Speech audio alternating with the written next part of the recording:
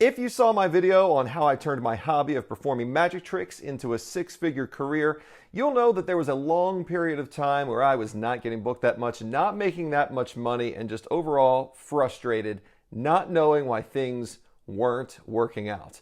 That's because, like a lot of self-employed people, maybe like yourself, I just didn't realize there were several mistakes that I was making that I needed to correct in order to get me where I wanted to be. Today, I'm going to talk about how I corrected those mistakes. Hey there, I'm Rob Anderson, founder of Moneybeard. I started the Moneybeard channel to help you make, keep, and grow your money doing what you love. So if you're self-employed and you feel like you're just not making enough money, these are some of the same mistakes that you just might not realize that you're making. These are universal principles that apply to most self-employed entrepreneurs, and they mainly apply to people that are providing services, especially within the events industry, like myself, but I really believe there's a lot here that anyone can learn from. With that said, these are in no particular order, but let's jump right in. First big mistake is simply not knowing what to charge, and this may seem like it would apply mostly to people that are new to their business, but really, I feel this applies across the board, even if you're experienced. Here's why. So if you're new to what you're doing, it's very easy just simply not to know what your service is worth. You know, is what you're doing worth $100, $1,000 more? If you're new, you don't have a lot of reviews, don't have really good promo yet, don't really have that social proof, yeah, you're going to be on the lower end of things, but you still need to know kind of what the range is for your industry. You're going to want to make sure you do market research, figure out the general range that other people are charging within your space, and figure out where you want to fit within that. Again, if you're newer, yeah, you're going to be on the lower end of things. You're not going to want to undercut your competition. If like the bottom end of your competition is, let's just say $100 to keep it at a nice round, easy number, you don't want to go down to $50 or $75 and try to undercut everyone. That's just generally going to drive your market down. It's going to make you less money, and if people find out you're doing it, it's going to make a lot of your peers in the industry kind of upset with you, which all those three you don't want to happen. Now, if you've been in business for a while though, believe it or not, you still might not know what to charge. For this reason, let's say you've been doing what you're doing for a while, you're really good at it, you've got a lot of great clients, great reviews, your promo is excellent, heavy social proof, maybe you've been on TV or in the media somewhere being showcased doing what you're doing. You're worth a lot more money than you were when you started out. You might be worth more than you're charging right now, except you just might not realize it, or the fear of charging more money could be preventing you from keeping your prices up where they should be. My suggestion, if you've been in your industry for a while and you do have that social proof that could allow you to elevate your prices, bump your prices up by 10 or 20%. See how it goes. It is easy to let the fear of losing clients prevent you from raising your prices, but it's necessary in order for you to grow and get to the upper levels of where you want to be in your industry. Yes, you might lose a couple of clients doing this because some people simply are just looking for the cheapest thing that they can find, but you might find that your service is worth twice as much or more than you're currently charging for it, and people are willing to pay that. So if you have the experience, you have been in business for a while, and you haven't raised prices for several years, I suggest tacking 20% on to your next price quotes that you quote over the next couple of months. See how it goes, evaluate if your clients are willing to pay that, and then keep them there, and then possibly evaluate if you raise those prices again, what's happening. Second big mistake is not getting out there and networking, or just networking in the wrong way. You need to network and meet people that are going to be interested in buying a service like you provide, and the best way to do that is get out there to industry events, conventions, trade shows, networking mixers for young professionals, or whatever it is that actually corresponds with your industry. You're going to want to get out there to those events and meet the right people. Here's what I mean by the right people. You should be able to identify what types of people buy your service. For me, at industry events, it's commonly going to be event planners, destination management companies, talent agencies.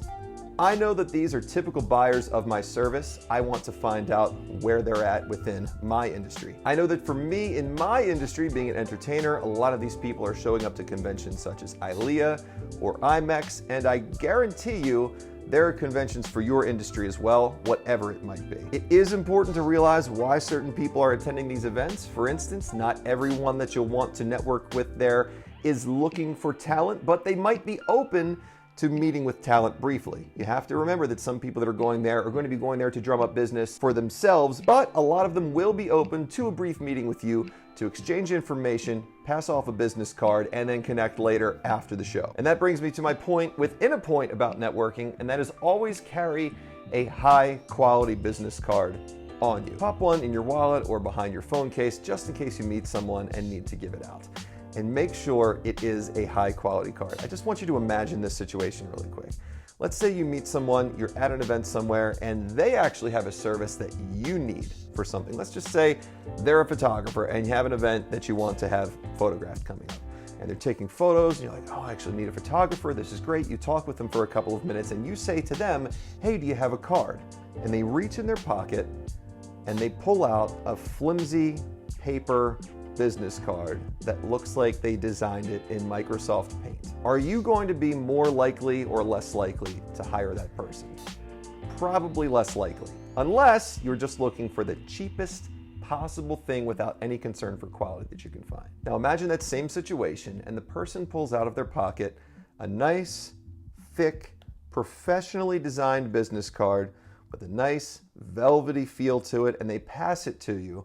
And your first immediate impression upon them handing you that card is, wow, I bet they paid a lot of money for this card, like this one that I recently received actually from someone at Tao Group. The impression that you give off when you give your business card is going to set the stage for the future conversation about the prices you charge, and it's going to leave them with a first impression of the quality of work that you accept and that you perform. The third point, which kind of goes along with the second point, is just having overall cheap looking promotional materials. But I myself have been to so many websites of people that have passed me business cards, and I have this exact experience. I go to it and it's just a jumbled mess that looks like they designed it themselves because it was cheaper to do it that way. Or they got a friend who does websites to throw it together for them, and it pretty much looks just the same way, maybe a half a step above that. Again, I'm guilty of this. When I was first starting out, I didn't have a lot of money to spend on this stuff, but these days I don't think there's that much of an excuse for that, because there really are great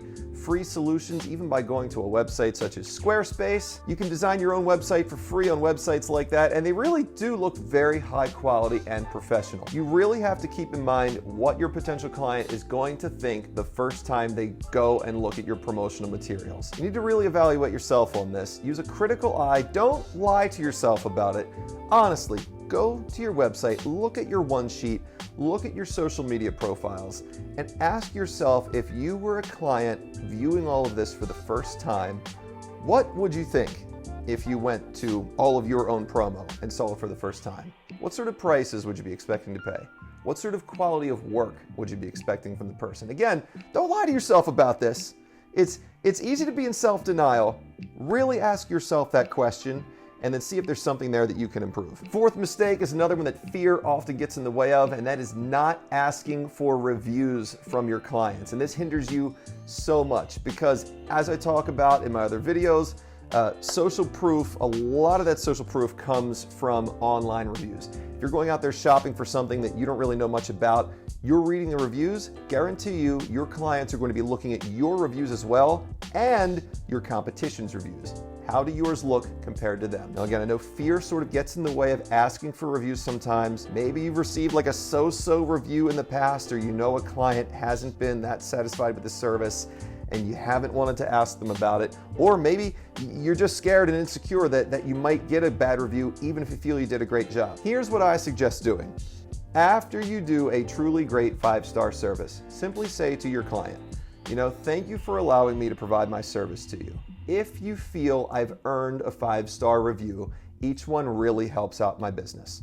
You can send that in an email to them along with a link to wherever you'd like them to leave that review, whether it's Google, Yelp, whatever. Using that sort of wording is not pressuring them. It's only asking them for something if you've earned it. If you still feel a little bit apprehensive of asking for a review like that, you could tack a line like this on the bottom. Just say to them simply, "And please let me know in an email if there's anything else I could have done differently for you." You're highly unlikely to receive a negative review if you ask for it in this way, and you're much more likely to receive a lot more 5-star reviews that will show your future clients how great your service really is. Before the 5th and final mistake, I want to tell you about another little mistake people make, and that's not smashing the like button.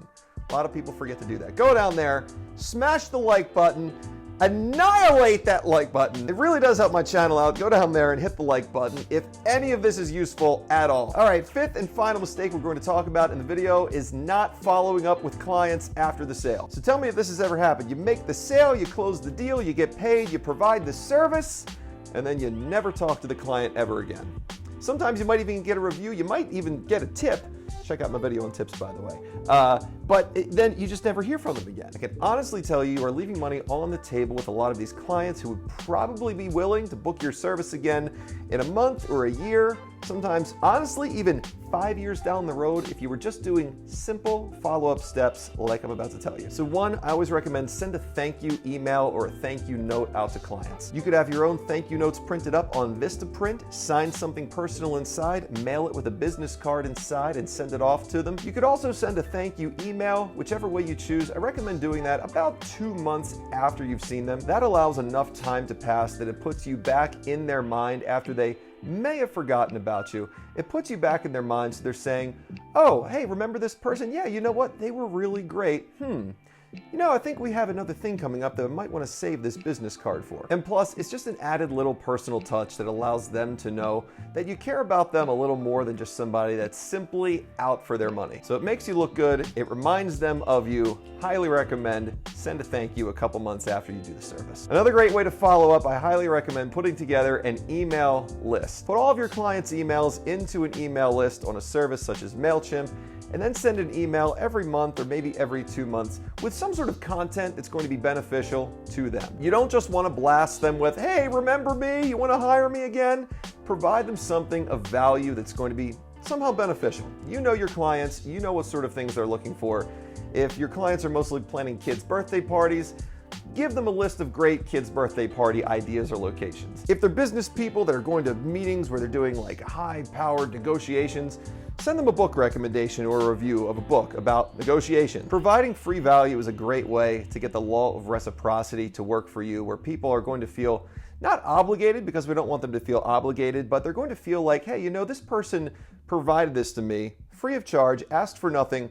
I'm going to come back to this person in the future and see if I can hire them or book them for something again in the future when the time comes." Plus, it helps elevate you to look like the expert in your field, which, as I talk about, always helps you to raise your prices in the future. I'd love for you to leave me a comment if you've ever made any of these mistakes, or if you think there's a mistake I've left out that you've seen people make. I post 2 videos each week to this channel helping you make, keep, and grow more money doing what you love. So I'd love if you subscribe and ring that notification bell so you'll know each time I post a video. Until then, go watch some of my previous videos. I'll see you at the next one.